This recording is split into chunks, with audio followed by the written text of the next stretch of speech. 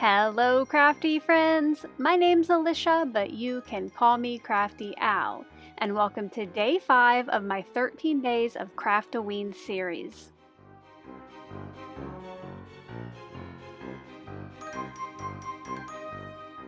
Spellbinders generously sent me one of their 2025 Halloween Advent Calendars to open and share with you here on my channel. So each day, from August 19th through the 31st, I'm going to have a quick video to open each day's envelope and put the new die set together.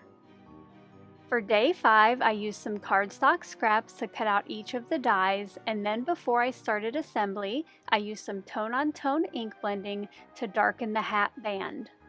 This set puts together a spider with lots of eyes and a top hat. Off to the left, I do have the packaging to help guide me with assembly, and for this series, I am using that card for color inspiration. While I think today's die set does put together a cute little spider, I do try to avoid them in real life. I know they are great for getting rid of those pests you don't want, but they scare me. Let me know your thoughts on spiders down in that comment section below. Inside the 2025 Craft-O-Ween box from Spellbinders is an orange and purple sequin mix, a stamp set with lots of great Halloween themed sentiments, and 13 envelopes.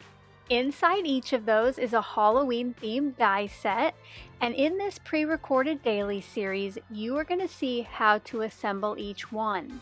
If you would like even more inspiration using these die sets, make sure to subscribe if you're not already, and then join me at the end of October for my daily live stream series.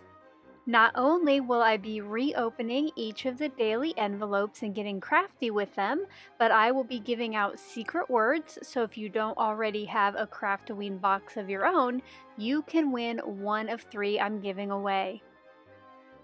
I only have eyes for this cute little spider. To display or kind of showcase all of the die sets that I'm putting together for this series, I made myself a set of 13 rounded tags. To do this, I use a spiderweb backgrounds press plate with some light gray ink, and then once I had all of those, I cut them in half for the final cards. That means the finished size of these is 2 3/4 wide by 4 1/4 inches tall.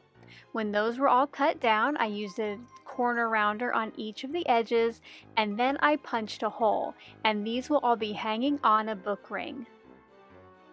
To easily tell which day each of the sets was from, I also made myself some number circles using the Pip and Rank die set from Spellbinders. Once the die set and the daily number were all put together, I placed them onto the background. Now some of the dies do hang over the edge, but I think that looks kind of fun when they're all stacked together. Here's a look at today's finished tag, and I hope to see you back here tomorrow to find out what day 6 has in store. Until then, I hope you're all having a crafty day. Bye-bye. Thank you so much for taking the time to watch all the way to the end of the video. I hope now you'll consider clicking on one of the videos or playlists I have linked above. And if you are interested in any of the products or tools I used in today's video, I do have some links in the description box below.